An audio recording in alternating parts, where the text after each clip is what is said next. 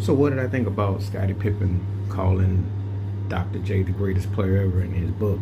I have no problem with it. If you talk about a guy who captured the imagination, the totality, and the creativity, he's one of the ones. Before there was Magic Johnson, Michael Jordan, you could later say Kobe, and whoever else you want to say. Vince Carter, Dominic Wilkins, all the guys who were athletic, Clyde Drexler. I can name a lot of names, but he was electrifying in the air. His creativity, his rise. I would often say that Julius Erving was the basketball like O.J. Simpson was the football back in the day, because the electricity, the magnitude, or like Ali in the boxing ring. We don't even just talk wins and losses or historical greatness. We talking about just that kind of synergy that you felt like, wow, this guy was like magic. He really had an aura about him. I still remember that play in the finals against the Lakers, that reverse under the rim, Mark Landsberg diving, and he throws that ball off the glass. That's still one of the sickest plays I've ever seen. Magic was playing in that game, and he was in awe, because you got to go back and you're in the game and you got to admire it, but then you got to go back and try to create on the other end. You had to pick a moment where you're just like, this guy is unreal.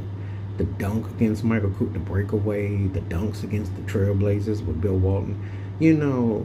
When he went to the ABA, that was a trailblazing move. And I think he paid a price, because obviously the NBA needed him. Think about it. They had to sell the rights to the Nets back to the NBA, to the Sixers. He was winning championships in the ABA. He was an incredible player there, the best player there. And I say he's one of the 15 greatest players ever.